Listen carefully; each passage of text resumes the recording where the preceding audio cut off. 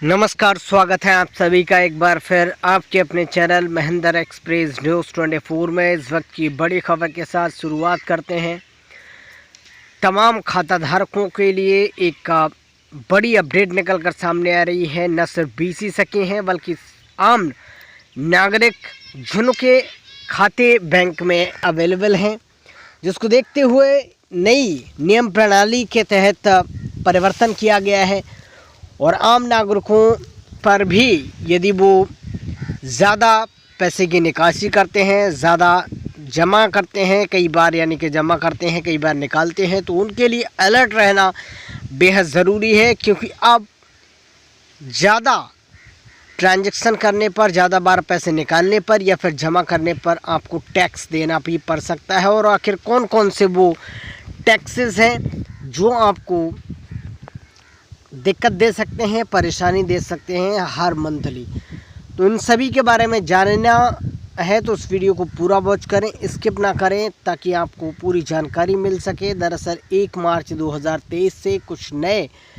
नियम बनाए गए हैं, चाहे वो सेविंग अकाउंट हो या फिर जो आपके ओडी अकाउंट हो, उन सभी में टैक्स की नई स्कीम लागू कर दी गई है। सेविंग और सैलरी अकाउंट चाहे दोनों अकाउंट हों, उस पर लेन देन पर लगेगा आप टैक्स। तो यहाँ आप देख सकते हैं, नोटबंदी के बाद अब सरकार ने कैश के लेन देन पर शिकंजा कसने की तैयारी कर ली है। 1 मार्च से खाते से कैश निकालने और जमा करने पर बैंकों में कैश हैंडलिंग चार्ज लगेगा। निजी बैंकों ने इसकी दरें भी जारी कर दी हैं। सरकारी बैंक भी इसकी तैयारी कर रहे हैं। नियम के मुताबिक हर महीने पहले 4 लेन देन मुफ्त रहेंगे, उसके बाद चार्ज लिया जाएगा। कैशलेस इकोनॉमी को बढ़ावा देने के लिए सरकार ने कैश निकालने और जमा करने पर यह नियम लागू किए हैं।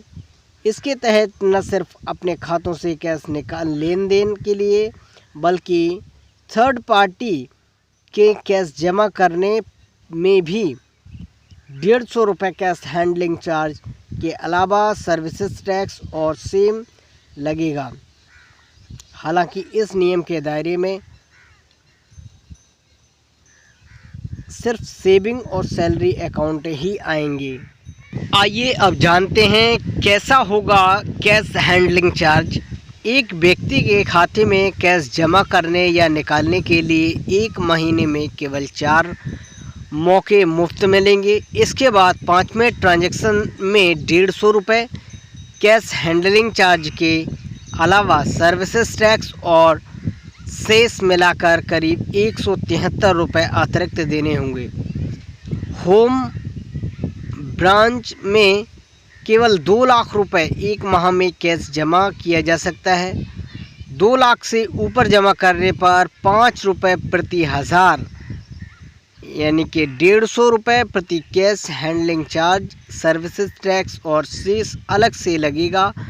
ख़ास बात यह है कि 2 लाख की सीमा के बाहर अगर 10,000 भी अतिरिक्त जमा कराएं तो उस पर 150 रुपये cash handling charge, services tax और शेष, इसके अलावा 5 रुपये प्रति हज़ार पर अतिरिक्त शुल्क भी लगने जा रहा है।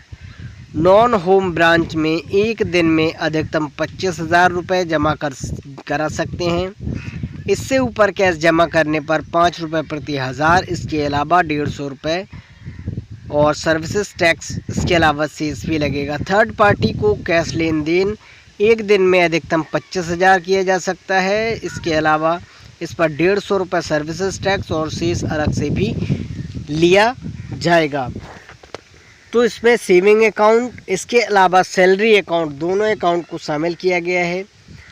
तो बहुत ध्यान से अब आपको ट्रांजैक्शन करने हैं और इसका मेन मकसद ये है कि डायरेक्टली यानी कि डिजिटल लेन देन को बढ़ावा दिया जाए, कैशलेस लेन देन को बढ़ावा दिया जाए, जिससे ज़्यादा से ज़्यादा ऑनलाइन ट्रांजैक्शन हो सके, ऑनलाइन कैश का इस्तेमाल किया जाए, ना कि नगद यानी कि कैश के रूप में। तो जिसको देखते हुए सरकार ने ये बड़े कदम उठाए हैं और इन कदमों से आपको क्या राहत मिलेगी या फिर और परेशानियां बढ़ने जा रही हैं, ज़रूर हमें कमेंट कीजिएगा। लेकिन आने वाले समय में डिजिटल के लेन देन को बढ़ावा देने के लिए ये स्कीम का आज शुरू होना बेहद ज़रूरी है। ज़रूर अपनी राय, अपनी प्रतिक्रिया हम तक पहुंचाइएगा। और ये वीडियो पसंद आए तो वीडियो को लाइक करें, शेयर करें, ताकि हर एक नागरिक, हर एक खाता धारक और हर एक बीसी सखी को इन सभी नियमों के बारे में पता चल सके, जो कि 1 मार्च 2023 से लागू किए जा चुके हैं और या फिर लागू होने वाले हैं।